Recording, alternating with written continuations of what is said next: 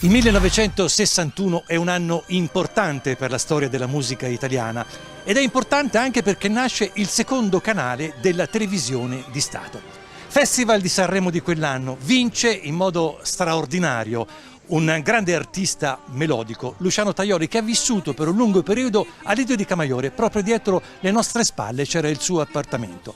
Vince, a sorpresa dicevamo, insieme a Betty Curtis. La canzone era stata scritta, per quello che riguarda la musica, da Carlo Tonida e invece le parole erano di Mogol, in arte Giulio Rapetti, o meglio, Giulio Rapetti in arte Mogol. Sulla vita di Luciano Tajoli c'è un libro bellissimo che è appena uscito di Stefano Paggioro, che è nostro ospite oggi per raccontarci proprio degli aneddoti della vita più importante legata a Luciano Tajoli e a molti altri artisti melodici di quel periodo. Sì, questo libro nasce dall'idea di voler fare un omaggio a questi artisti che ho avuto la gioia di conoscere, tra cui appunto Tajoli, che è un po' il cuore del libro, in quanto c'è un'intervista fatta da me a lui negli anni 90 e poi ci sono altre interviste a Nilla Pizzi, Gloria Christian, Giorgio Consolini, Narciso Parigi. E siccome l'anno scorso era il centenario della nascita di Tajoli e quest'anno ricorre il 25esimo della scomparsa, ho voluto aggiungere alla fine del libro un capitolo che contiene 33 testimonianze di tanti artisti anche di generazioni successive, tra cui appunto anche il maestro Mogol, e che raccontano non solo il collega ma anche proprio il cantante che hanno conosciuto, l'uomo. E ci sono diverse cose particolari, ognuno di loro ha raccontato un'epoca. È un libro dove non si parla solo delle canzoni e dei successi, ma c'è proprio un'atmosfera che io non ho vissuto e che traspare dai racconti di questi grandi artisti. C'è un retroscena dietro la canzone vincitrice del Festival di Sanremo 1961. Sì, è una canzone che Donida e Mogol avevano scritto, avevano mandato al festival e quando hanno saputo dagli organizzatori, siccome all'epoca cantavano in coppia lo stesso pezzo, la prima cantante scelta era stata Betty Curtis e loro ne erano felici. Quando seppero che era Tajoli, il secondo interprete, furono presi un po' dallo sconforto perché lo considerava, soprattutto il maestro Mogol, un cantante della vecchia guardia, aveva già 20 anni di carriera alle spalle e quindi erano un po' dispiaciuti. E Tajoli, quando seppe di questo fatto, volle incontrarli alla conferenza stampa, si presentò elegante, andò davanti al maestro Donida chiamandolo maestro e poi salutò Mogol chiamandolo ciao Fiulin, perché era un ragazzo giovane, e gli disse: io so che voi non siete contenti che io canterò questa canzone, ma voi avete scritto un pezzo talmente bello che deve vincere. Entrambi, sia lui che Betty Curtis, fecero una bellissima interpretazione, emozionante quasi. Assolutamente, e questa testimonianza Mogol me l'ha proprio raccontata, mi ha detto scrivila perché i fatti sono andati in questo modo. Quindi una storia bellissima questa qui di Mogol e di Donida legata alla canzone vincitrice di quell'anno. Ecco, Luciano Tajoli era un personaggio incredibile, aveva una voce straordinaria, melodico, però chissà perché fu la sua prima apparizione al Festival di Sanremo e in televisione non lo gradivano, siamo sinceri. Purtroppo sì, perché erano anni in cui la menomazione fisica era vista come un qualcosa da non voler presentare, da non far vedere. E lui diceva: ma perché io non devo poter cantare le mie canzoni quando in America appariva in televisione? Già nel 54-55 a Caracas era stato protagonista di uno show addirittura televisivo e era apparso in Italia nel 59 al Musichiere la prima volta. Era molto amico di Mario Riva, il padre di Mario Riva era un autore, buona volontà, aveva scritto per Tajoli la famosa Borgo Antico e quindi era riuscito ad apparire nel 59, però non era ben visto insomma in televisione. Quindi Sanremo è stata, per altri colleghi, lo raccontano anche nel libro, a volte è stata quasi una tappa non di inizio ma quasi. Per lui è stato un punto di arrivo perché dopo 10 anni era l'unico di una certa notorietà a non aver mai partecipato. Lui ha fatto delle tournée incredibili in tutti gli Stati Uniti d'America, ma anche dove tra l'altro acquistò una casa e poi in America del Sud, in America Latina era amatissimo. In Argentina, a Caracas addirittura nel 1957 scrisse una canzone e il ricavato andava per l'ospedale di Caracas per i bambini portatori di handicap, perché questo è un altro aspetto che molti non sanno, Tajoli, avendo vissuto tutta la vita questo problema alle gambe, era molto sensibile verso i disabili e soprattutto verso i bambini, perché spesso diceva: non vorrei che possano vivere quello che ho vissuto io sulla mia pelle. E quindi spesso i suoi spettacoli erano a favore delle disabilità, a favore poi della lotta contro i tumori, ha fatto spettacoli anche assieme a Nilla Pizzi dove i ricavati andavano per la raccolta delle comunità per i tossicodipendenti. Era molto sensibile verso i giovani soprattutto. Ecco, Tajoli ha vissuto per un lungo periodo di tempo anche al Lido di Camaiore, andando a fare concerti insieme al suo accompagnatore preferito, che era il maestro Luciano Maraviglia. Luciano Maraviglia, che ha conosciuto nel 1947 e ne parla nel libro, e tra l'altro c'è anche una testimonianza bella del figlio di Luciano Maraviglia, e lo ha conosciuto casualmente. Non è rimasto, quando lo ha visto, siccome era molto giovane, non è rimasto molto impressionato. Poi quando l'ha sentito suonare gli è piaciuto, gli ha detto: senti, ma tu sei libero, vuoi diventare il mio pianista?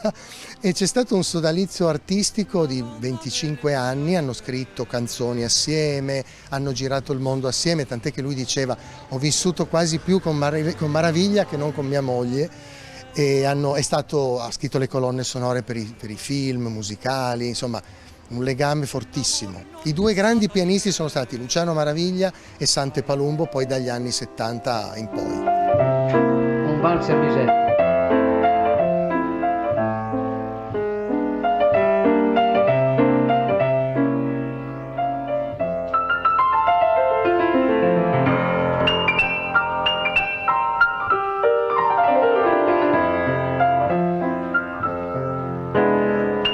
Infatti a Bussalo Domani con Sante Palumbo facevano delle serate incredibili, tra l'altro si parla della televisione privata agli albori, ripresa in diretta. Assolutamente sì. E lui si è avvalso del maestro Palumbo, che è ancora tuttora un grande jazzista, e il quale anche nel libro c'è anche lui, la sua testimonianza, dice: io mi sono sempre divertito a cantare con Tajoli perché era un cantante all'italiana che amava l'improvvisazione.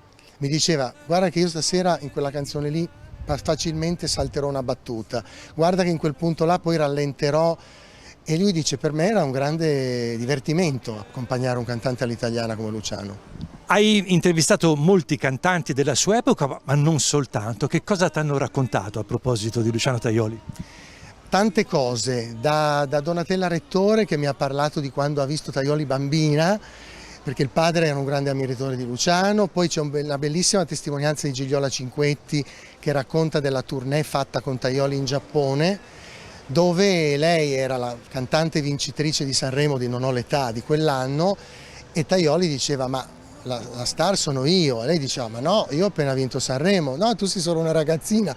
Però alla fine dice: ho imparato cos'è la dignità e cos'è l'artista, perché dice: ho capito che all'epoca, dice, in quel momento, dice, io ero la cantante di grido, ma lui era l'artista, e dice aveva talmente talento che il pubblico era suo. Quando cantava lui anche le generazioni giovani capivano la sua arte. E anche Tonina Torrielli, che è una delle 15 intervistate, la caramellaia di Sanremo, di Novi Ligure.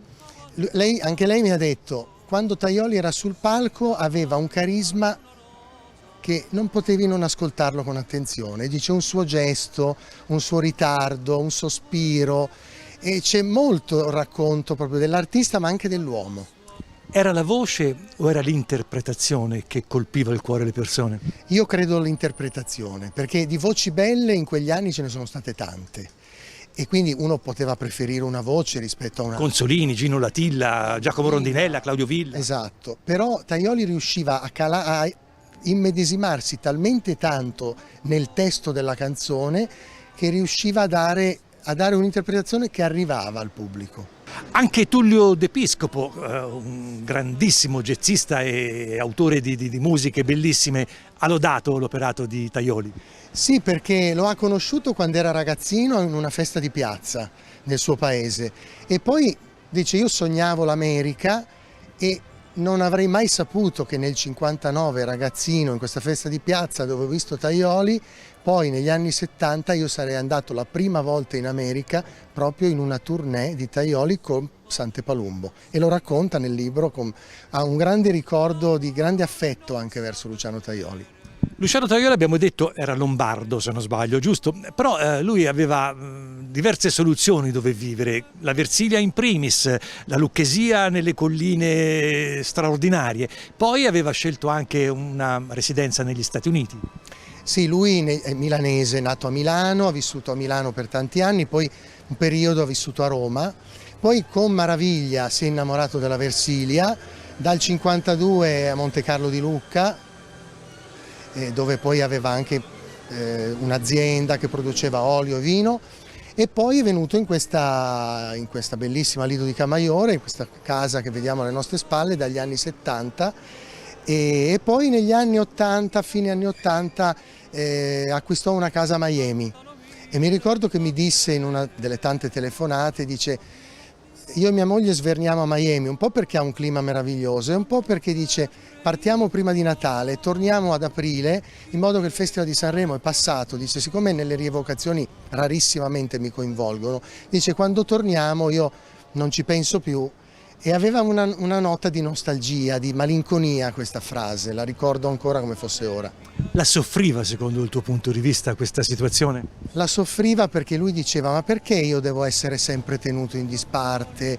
Per anni non è riuscito a partecipare a Domenica In, poi l'hanno invitato nel 94, quando c'erano queste rievocazioni tante volte non lo chiamavano, e lui soffriva molto di questo. Lo riteneva un'ingiustizia, lui diceva, soprattutto per i miei ammiratori, che sono tanti.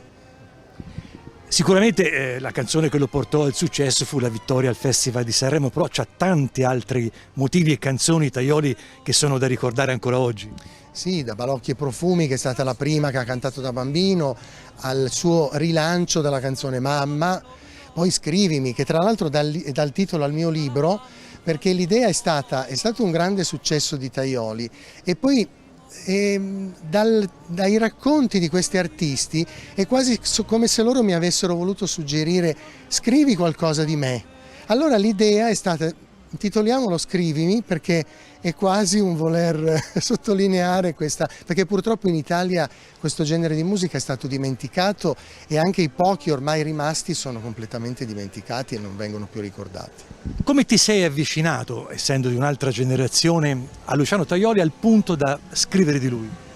Mi sono avvicinato perché mio nonno materno, quando avevo 7-8 anni, mi regalò dei 78 giri, e io ho iniziato ad ascoltare questi dischi e sono rimasto affascinato da queste sonorità, dalle orchestre, da questi cantanti, e da lì mi è nata la curiosità e volevo conoscerli. Tajoli è quello che mi ha colpito più di tutti, e nell'84 ho avuto la gioia di conoscerlo e poi di diventare amico, e quindi di essere in contatto con lui fino agli ultimi giorni della sua vita. Beh, io ringrazio Stefano Paggioro, che è stato nostro ospite oggi. Il libro che hai appena scritto si trova in libreria? Si trova in libreria, si trova in tutti gli store principali, si intitola Scrivimi, e l'editore è You Can Print. E in bocca al lupo. Crepi il lupo. Quando tu sei partita mi hai donato una rosa, oggi è triste e sfiorita come questo mio cuore, l'ho bagnata di pianto per ridarle la vita, ma il tuo amore soltanto la può far rifiorire. Amore, scrivimi, non tenermi più in pena, una frase, un rigo appena calmeranno il mio dolore.